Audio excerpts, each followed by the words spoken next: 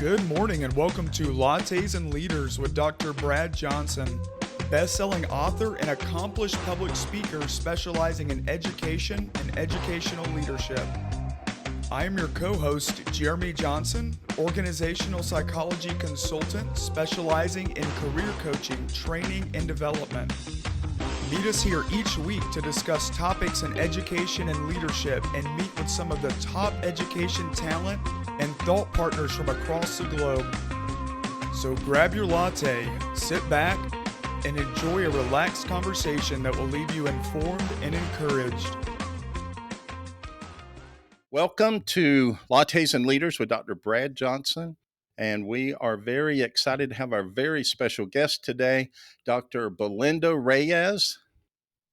And she is in Florida near Disney. So we're already jealous. But welcome to the show today. Thank you so much. Glad to be here. Absolutely. So just share a little bit about your educational journey and to where you are now.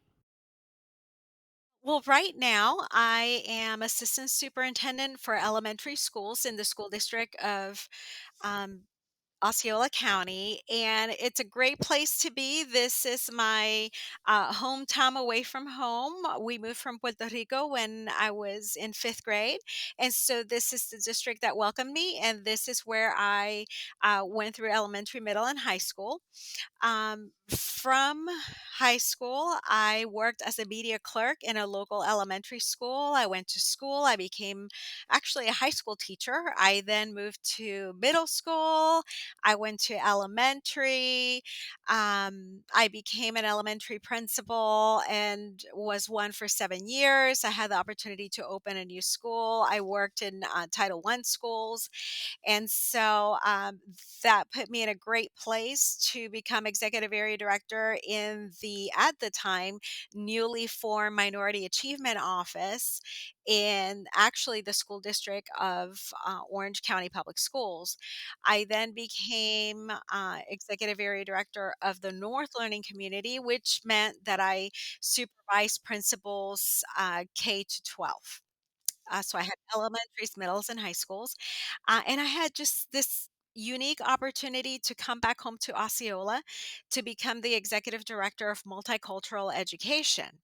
And it was a great year because in 2017, which is when I came back home, was when Hurricane Maria hit many places, but in particular Puerto Rico, which is where I am from. In a month, we had about 2,700 students enroll in our district from Puerto Rico because they had lost all their homes. So it was just one of those circle back moments where I was able to connect with families and to support the educators in our district on not only how do you school students, but how do you school students with trauma, with loss, and learning a second language. So after doing that, that was really just a gift of a lifetime. Uh, because of my background, to have been able to be an asset in that way. It was one of those God things. And so after that, I had the opportunity to become the assistant superintendent for elementaries.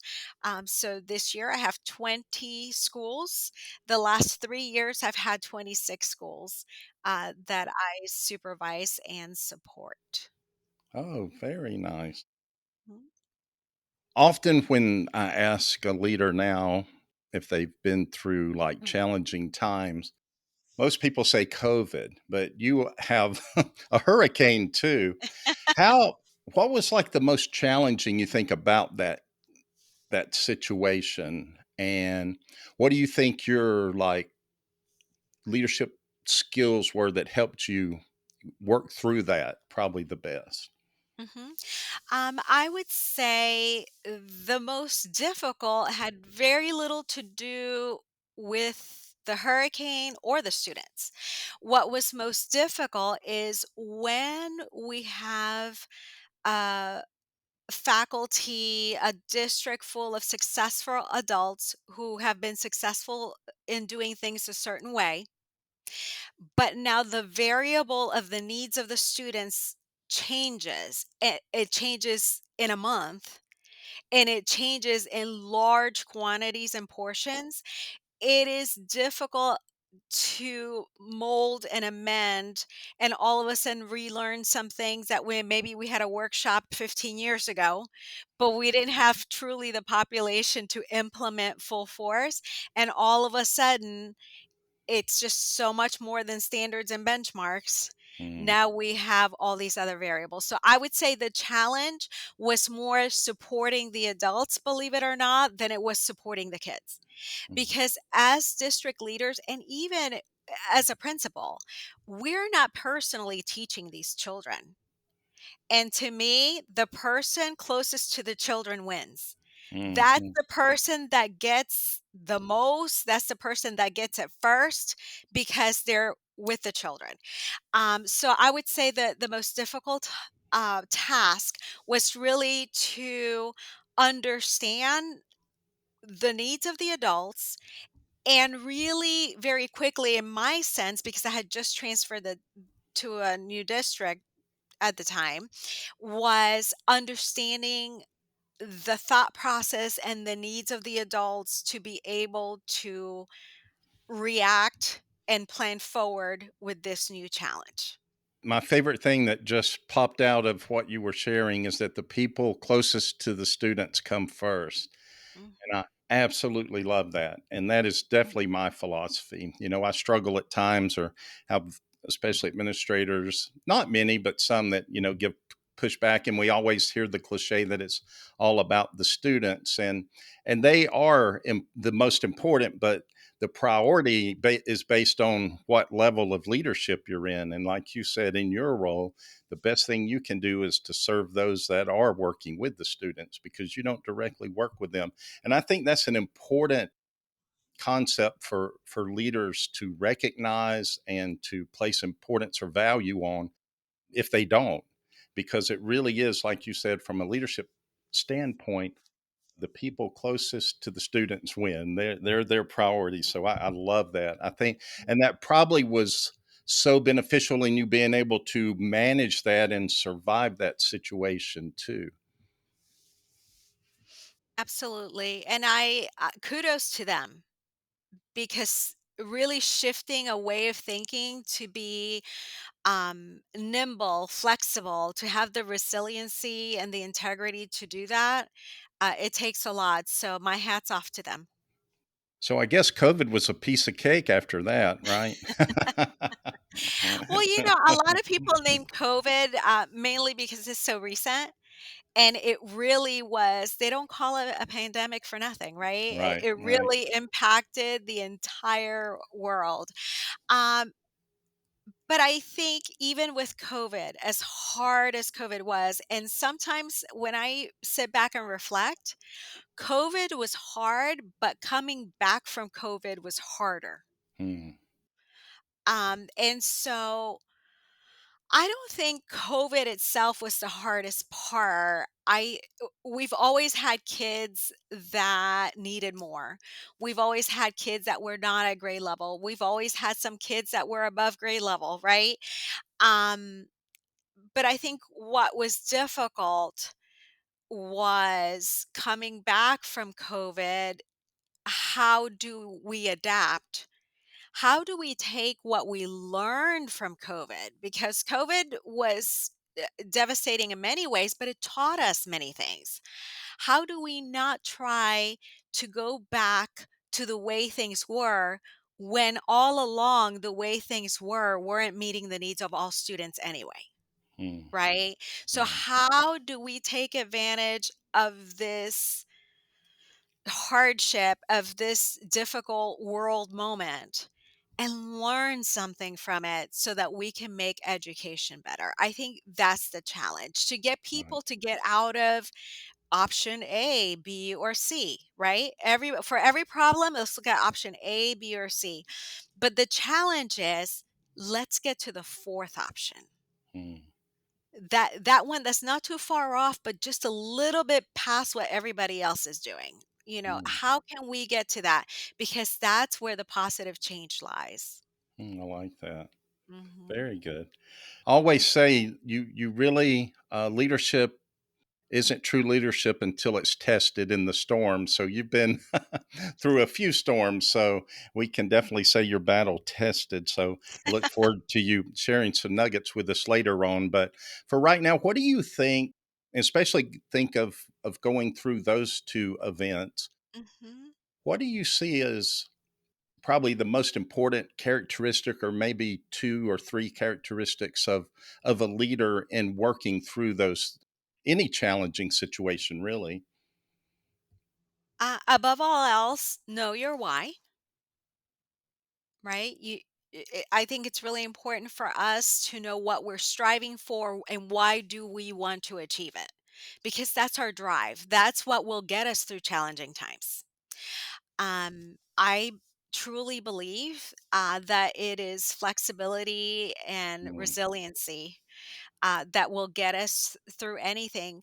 But if we think about a leader, we all need to look back. If no one's following, we're no mhm. leaders, right?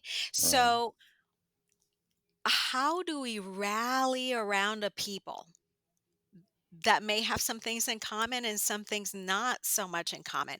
How do we rally them around a cause, around a vision to move forward education for students? I think that's something that needs to be at front and center of every leader, because isn't that our charge?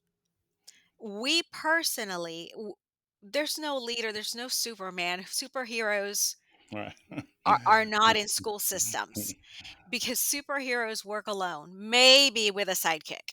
Mm, But we I like that. are really shepherds, right? Mm, We're there to protect our group of people. We're there to challenge our group of people. We're there to teach our group of people how to believe in themselves and what they can do. And we're there to lead them toward a common vision. mhm, Right. I think that to be able to do that, the attribute really is shared leadership. A lot of people talk about servant leadership, and I serve every day, and I think we all need to serve every day. But the reason that I prefer the term shared leadership as being an important aspect of being a leader is because, as I said before, none of us can do this alone. right. Everyone in our team has a gift and a talent, and together we're a force. Yeah. But if I say I'm the leader and I want to lead every aspect of an organization, I'm taking away from ideas that I would never come up with.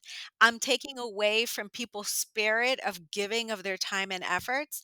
So, as a leader, I think it's super important to give other people, not just to say we're all leaders, but give them the space and the platform for them to step up at the Right. appropriate time and lead. Absolutely. Yeah, I totally agree. And I like the term shared too. I like to call it relational leadership because, like you said, if you don't have people following you, you're not a leader. But if they are following you, you have to have a relation. It's like being in any relationship, whether it's personal or professional. Mhm. You have to have that connection with them, and it's a two-way street. Like you said, it's not you just dictating everything to them, but it's conversation, it's getting ideas from them, it's utilizing their strengths and their talents. I think that's what a good leader does best, like you said, is understands what they bring, their talents, their strengths, and then give them the opportunity to use them and to you know make it a shared vision that everybody's working towards. And I think it's an easier road to achieve that way. So, yeah, thank you for sharing that. I really agree with you on that in many ways. When you think back, and it can be teachers or leaders, but is there people along the way that have influenced you or impacted you and either your leadership or just the direction that you took? I would say something that they have in common is really truly teaching me and reminding me of the value of what I have to bring to the table. and really believing in my talents and being able to implement it. It Mm. really I would start with my 5th grade teacher, Miss Visconti. When I Um, moved here from Puerto Rico, I didn't know any English. ah, And so she was someone that gave me a voice when all mm, I could do was gesture, mm, you know? And so, in a year, I learned enough to go ahead and move on, but it was because of her. It wasn't because of flashcards, mm, or really, I couldn't tell you what specifically about instruction I remember. I just remember she engaged me. mm, And I remember that I felt loved. Even if I didn't understand a word that she was saying, I felt safe.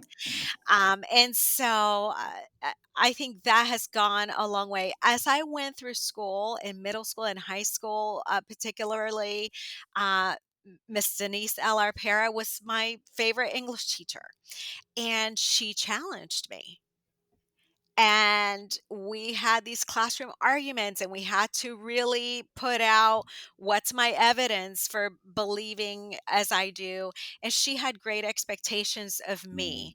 And so she let me know that she believed I could do it because she had those expectations. So she was taking nothing less than that. mm, And so as I moved on, I think I've been very blessed through, certain times in my life that I've had people that believed in me, that encouraged me, and that challenged me to really get to that next level. And the last person that I'll mention is Dr. James Lawson. He was my area superintendent when I was principal at my last elementary school, and he just absolutely believed in me. He believed in my leadership. And I truly believe that we came up with these results, and our school was successful, our community was successful because I really believed I can do this because he believed in me.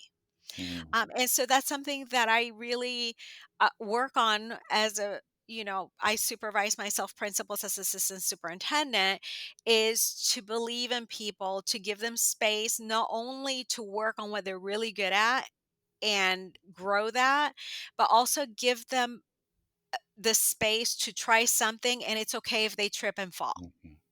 You know, Absolutely. no one learns if they already know it. So Mm, there has to be some mistakes made.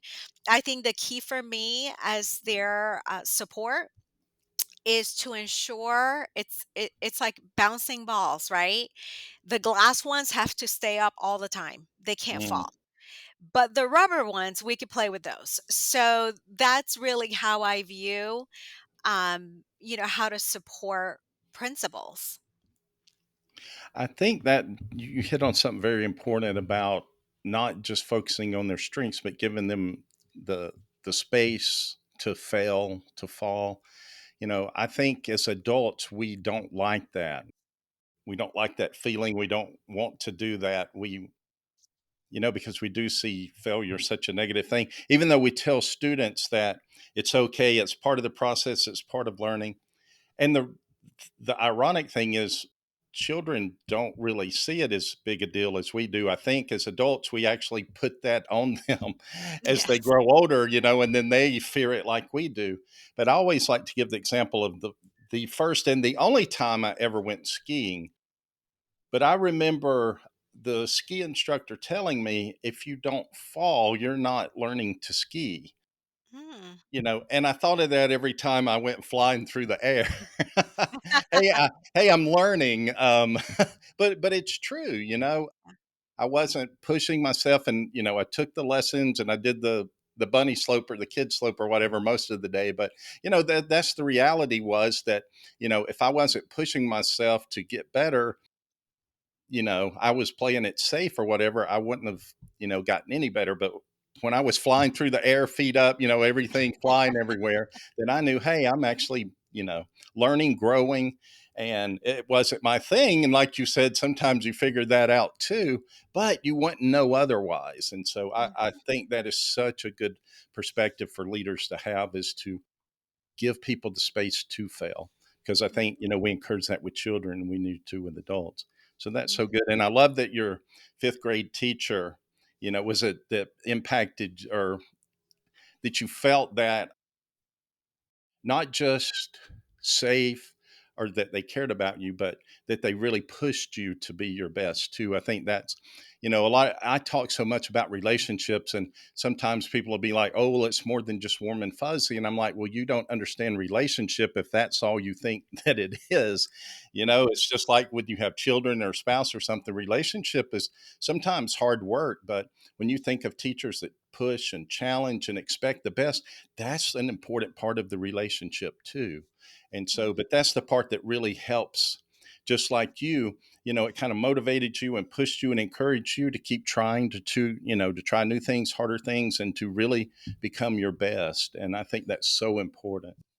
When we think about teachers, like when you were at a principal level, or maybe even now with principals, one of the things I talk about a lot is that teachers tend to be highly agreeable. So they're kind, they're empathetic, caring, but a lot of times they're not really good at conflict and things like that because, they're agreeable. They don't like that. How do you help, or maybe you haven't really thought about it, but strategies or maybe things you did to kind of help your teachers become more assertive, like that it sounds like some of your best teachers helped you become? I think that it varies a little with the situation, um, but I always go back to the why. Why is this important? Why is this happening? And just go back, as they say, the five whys to really get to the root cause. And then when we do that, then we could say, okay, let's problem solve. How can we head this off? I have seen this in terms of conflict. It could be with students, and as a principal, I help this with restorative practices.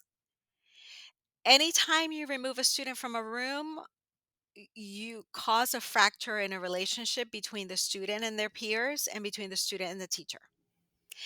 And when you put that student back in the room, if you don't have a conversation between the teacher and that student, you've not, that little crack is there. Mm, And then something else will happen, that little crack gets a little wider, and so on and so forth. So, we talk about the importance of communication yeah, in that, why did this happen? What really caused this?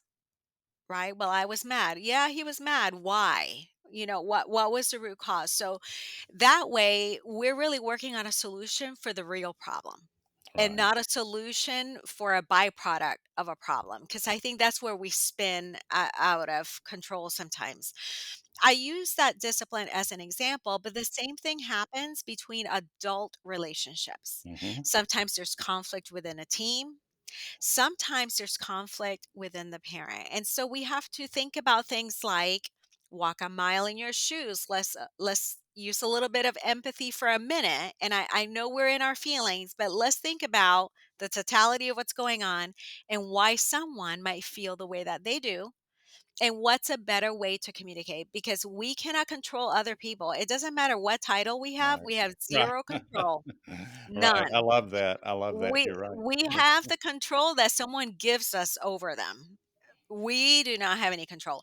So the one thing that we can control is the way that we react to a situation, or the way that we put out information, the way that we communicate. So we talk through that, because I know you mentioned assertiveness, but it goes both ways. When you need to assert yourself in a position of authority, or when you really need to just sit across a person, and be a human and have some empathy, and try to understand why they feel the way they do, so that you know how to react on your end. So that's the best that I could share on that topic. Yeah, I think the communication part is so key. And the best part of communication, and you really touched on it, although you may not have realized how much, but is the listening part. And, I like to tell principals and even teachers, because you brought up dealing with the parent, because you can have a parent that comes in and they're irate and they're mad about something that happened. But if you just sit and let them talk long enough, you'll realize that what they're really upset about or troubled about or have an issue with wasn't that particular event with their child, but it's something deeper, something else, Mhm. like, a parent comes in, they're mad at the teacher about something with the child. What's really going on is that they're not able to control the child at home. And so, they're vent and so a lot of times I'm like you, it's like just sit and let them just have empathy, just sit, let them vent. And if you let them talk long enough, you'll figure out Mhm. what's the real problem, and then you can start to work on that. Because, like you said, we too often jump right to whatever we think is the problem. That's not really the problem. That's just a manifestation coming out because of that. And that's kind of my thing when I talk about them being highly agreeable and not liking conflict. Is the problem with that is people tend to put it off and put it off and put it off until you're highly emotional, which is the worst time. Mhm. And so, but the communication is just so important. And I think I said I always find it ironic that in schools we have policies and procedures for everything except for the adults handling conflict in the school with each other. And so it's like we try to avoid it, or we don't know if it exists or think it exists or whatever. But I think that's such an important piece of having everybody on the same page. And again, like you shared earlier, that shared vision, everybody working towards the same goals, I just think is so important and really helps build that team dynamic as well. When you think about what you went through with two challenging situations, and Lord knows we know that education is just tough on its own, and we're always telling teachers to self-care, but how do we really get there? Like, for what do you do for self-care, for example? Wow. Or do you? I Well, I can't say that I have fully achieved this, but something I just celebrated this 1 year anniversary of a book club. Okay. And it is just a couple of hours once a month. I am an avid reader, um, but a lot of times I am consumed reading law and curriculum and work related things, but I love a good mystery. So I said, you know what, I need to do something for myself. I am a leader. I am also a wife and a mom, and once a month for a couple of hours I would just like to be Belinda, who likes to read mystery Uh, novels. So we have this book club, and I know it sounds silly, it's only 3 hours a month, it doesn't sound like much, but it is such just a great moment to just be me, and just enjoy this that I have loved. I love reading and just chatting with my friends and having a good meal. So what I would say is whatever that is to you, right. whatever it is that you enjoy, you can't, let's be real, we can't do this every day. But what can we do? Don't let what you can't do keep you from what you can. What's something that you really enjoy, you really love, and even if you can't devote a whole lot of time to it, put it in your calendar. Make sure, and I do, I Mm. have it on my calendar, so that you take care of your soul. Because if you don't take care of you, there's no one, you're not going to have much left to give to other people. I really like that, and no one has shared that before. But I think that may resonate with a lot of educators because, teachers tend to like to read, and they may not have thought about something like a book club and letting that be a social time, once a month or maybe even once a week for some if they're able to do that. But Mhm. like you said, it's about setting aside the time. It doesn't matter what it is, but Mhm. just setting aside that time. And I like that you mark it out in your calendar and make sure that, because if you don't, it goes by, you forget it, it slips by. You're like, well, next time. So I love that are mindful to put that in and to do that, because especially like you said with your job and then with family and everything else, it is just so easy to get caught up and put things off or never attend to it. But we really do need to take that time for ourselves just to recharge and refuel and keep going. Is there, just thinking back like over your career so far and where the level you've achieved and the things that you're doing, do you have any advice for someone looking to get into leadership or maybe that's new to leadership? Maybe just a nugget or two of advice that was valuable to you or something that you're like, man, I really would love for everybody to know this. I would say, and I pardon the cliche, but grow where you're planted. Don't wait to have a title to be a leader. Mhm. No matter what position you're in, you have opportunities of leadership. Seek them out. I would also say, um, you know, get yourself a good mentor. Yeah. Start off if it's in your campus, who is it that you think, boy, this leader has some leadership attributes that I admire, that square with my thinking, that I would like to learn more. Or the other side of it, maybe this leader has some attributes that I wish I could grow, that I wish I could really obtain for myself. And then extend yourself out, put yourself out there, so that you can have these experiences. It's really interesting because sometimes we have spaces where there's not a lot of diversity in leadership, when it comes to high level leadership, let's say, right? Principal or above. And when we look at it, first of all, we hire the person who's the most skilled for our children, no matter what. But how is it sometimes that it's a certain kind of person that's continuous? So when I looked at that a little bit closer, it's because no one becomes a principal overnight in the state of Florida. I know that there's some states that people go from teacher to principal. That's that's not the case in the state of Florida. Um, but how does that happen? Well, if you backtrack, here we have assistant principals. If you backtrack from that, you have school coaches. So those are some leadership roles. If you backtrack from that, before you even get to a school coach, usually it's a team leader, it's a PLC lead. So you could just kind of scale back to see, where does the leadership begin? Mm, Right? So it's opening the doors for people in the classroom to give them varied leadership experiences so that they can talk to as they work on growing in leadership, across the board. So I really, for the people that are seeking leadership, I say seek experience and put yourself out there. You are worth it, and listen to me when I tell you, you are enough. mm, You are yeah. enough. Believe in yourself and put yourself out there.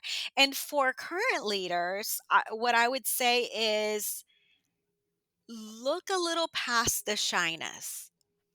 Who are these teachers that those scores are like really high, but their head is down? They just go in the classroom, they do their thing. You don't know what happens, but it's magic. And at the end of the year, it all works out. Find out why. Find out why and put them in a place where they can be showcased to other teachers, for other teachers to pick up skills, Mhm. and B, to grow, their momentum, and to really grow them as leaders, because we are not leaders if we're not growing other All leaders. right. So look for those that might not yet know to put themselves out there. Yeah, I love that. And I think that's so true. My thing is, I tell leaders, especially as you move up in your roles, as you're a talent scout, you're looking Oh, for those to develop and to grow.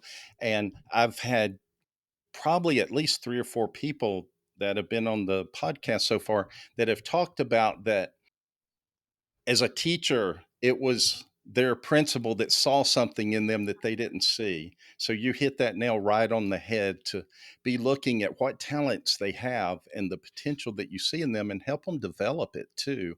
I think that's so important. I think some districts do a good job. I think some don't do as good a job at developing the talent they have within their systems, within their schools.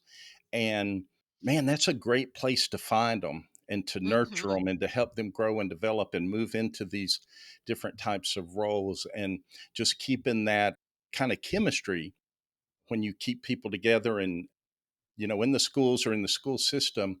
And I think that does a lot for the culture as well. But I do like that in the mentoring part. You're so right. It's so funny because I called this Lattes and Leaders because over the years, mentoring administrators myself, I never wanted to like be in the school, be in an office. So I would meet them at a coffee shop, at Starbucks or somewhere like that, and have these conversations that is in a more informal, comfortable environment.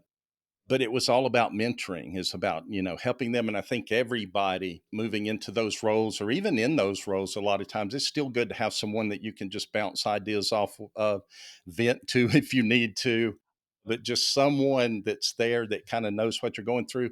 And I think that another piece of that that's so important is it makes you realize you're not alone in it by yourself. Because I think, especially at the school level with principals specifically, a lot of times you feel like you're all alone. Mhm. And, so it's so important to have those connections there to throw ideas off of, talk to, and like I said, just to know that you're not alone. So that was so good. Yeah, such good advice. I appreciate that. So I've got one last question for you, and this is the Okay. tough one. So again, lattes and leaders. So what is your hot beverage of choice? Is it coffee, latte, or none of the above, or hot tea, or what is it? Coffee all the way. Absolutely, just, uh, coffee, a little bit of warm milk, and lots of sugar. Okay. I was going to say, how do you fix it? Okay. In the South, we call that coffee pie. Ah, yes. Little whipped cream never hurt That's anyone. right. Yeah. That's right. It is funny. Most do have their choice because I think it's just an educational thing where we all live on caffeine and it helps keep us going. So, but coffee with a little milk and some sugar, that sounds good. Well, thank you so much for being here today and sharing. I love your story. I love the experiences that you shared. Like I said, I think the challenges that you face really mold and shape you as a leader and develop your leadership skills and help you navigate going forward based on those experiences. I think are really invaluable. They're tough in the moment, Mhm. but they're invaluable when you get through them. So yeah, that was just some really good information and nuggets of wisdom that you shared today. So as we wrap up, is there anything else you wanted to share or say, or as we leave, a parting thought, or you ready to go get that coffee? Well, the parting thought I would say is to remember our why. The purpose of a free and public education is Mm, to build our communities. So it doesn't matter what level we work in or we support.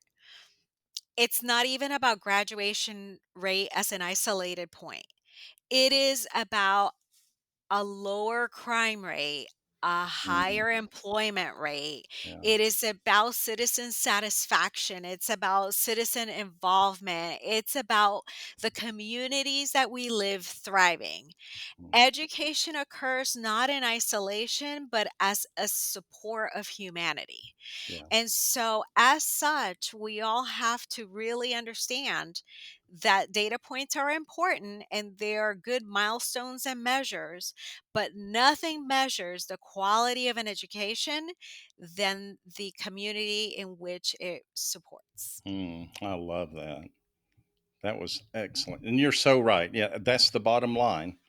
Preparing them to in the community and the impact that they have on the community is that's the bottom line. So well Mhm. said. Well, thank you again so much for taking the time to be on here. Enjoyed it, enjoyed your wisdom, your stories. So just thank you again for being on. And it was so nice to finally meet you. I know we message and online and follow each other, but it's always nice to actually have a good conversation. Absolutely. Same here. Thank you so much. This has been Lattes and Leaders with Dr. Brad Johnson. We hope that you leave today feeling informed and inspired. For more educational content, be sure to add this podcast to your list and follow Dr. Johnson on any and all social media platforms. For more information on Dr. Johnson, Jeremy Johnson, and special guest, check out drbradjohnson.com. That is DOCTOR, bradjohnson.com. Hope to have you back soon.